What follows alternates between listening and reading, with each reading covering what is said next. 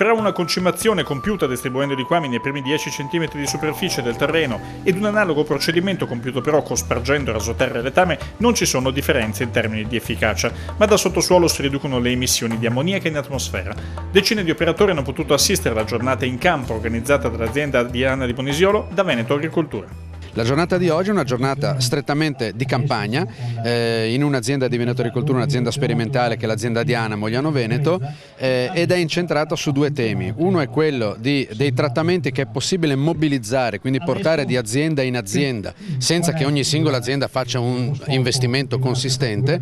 In particolare si fa riferimento ad attrezzature di separazione dei reflui tal quali in solido e liquido, e poi tutta la parte relativa invece all'ottimizzazione della distribuzione, una fase che è la fase finale se vogliamo, ma una fase fondamentale sia da un punto di vista dell'ottimizzazione dell'utilizzo agronomico, sia dal punto di vista anche dell'ottimizzazione degli impatti, ovvero della minimizzazione delle perdite poi in falda di questi reflui o di questi derivati ricchi di nutrienti. Professore, davanti a una delle macchine che cosa hanno di particolare? Sono macchine che distribuiscono il liquame in maniera virtuosa, diciamo, in modo che il potere fertilizzante del liquame riesca a essere captato direttamente dalle piante e quindi dilavato il meno possibile nell'ambiente, nelle acque e in atmosfera. Sono macchine molto costose?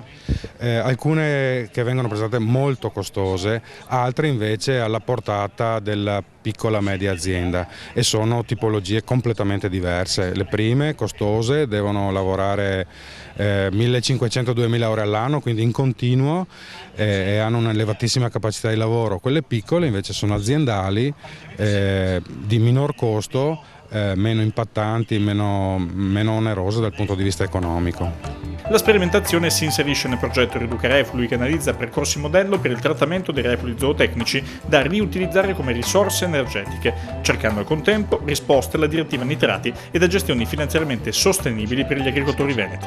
Noi dobbiamo o abbattere i costi delle aziende o creare nuovi redditi. Nel momento esatto in cui i nuovi redditi non si possono creare, perché logicamente il momento macroeconomico è molto difficile, cerchiamo di fare in maniera di abbattere i costi. Il fatto che meno liquame venga distribuito in una maniera più congeniale, ci siano meno odori in giro, per cui meno inquinamento, meno sollecitazione, per noi vuol dire che un risparmio anche energetico alle aziende viene dato. Anche se l'abbattimento di costi è minimo, per noi è un risultato che logicamente è ottimo, e il Veneto ancora una volta si dimostra la locomotiva a livello nazionale del mondo dell'agricoltura, ma soprattutto come viene considerato il quarto paese europeo produttivo e come esportatore, ma che insegna anche a tante altre nazioni europee quello che può valere l'agricoltura.